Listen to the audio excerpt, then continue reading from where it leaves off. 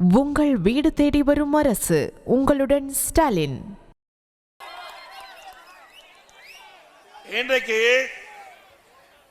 திரு பாரத பிரதமர் நரேந்திர மோடி அவர்கள் சென்னைக்கு அழைக்கிறாங்க, உதயநிதி அழைக்கிறார்.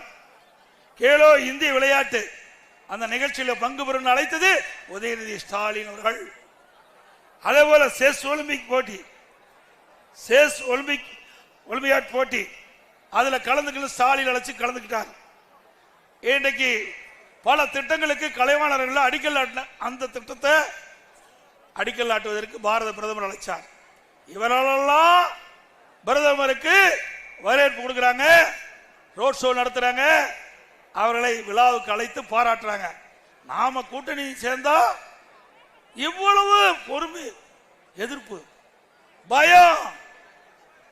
ஆக கூட்டணி வச்சுட்டாங்களே, என்ன செய்வது? ஆட்சி பறிபோய்விட வேண்டிய அச்சம் ஸ்டாலின் வந்துட்டது. சட்டமன்றத்தில் திடீர்னு எழுந்துச்சார், என்ன பார்த்து கேள்வி கேட்டார். என்னங்க நீங்க பாரதிய ஜனதா கட்சியோட கூட்டணி வைக்க மாட்டீங்களே, ஒட்டுமில்ல உறவு இல்லைன்னு சொன்னீங்களே, 2031 வரைக்கும் பாரதிய ஜனதாவோட கூட்டணி இல்லைன்னு சொல்லிட்டு திடீர்னு கூட்டணி வச்சுட்டீங்களான்னு கேட்டார். இது எங்க கட்சி, நாங்க யாரோட வேணாலும் கூட்டணி வைப்போம், நீ ஏன் பயப்படுற, நீ ஏன் பயப்படுற, நீ ஏன் நடுக்கிற?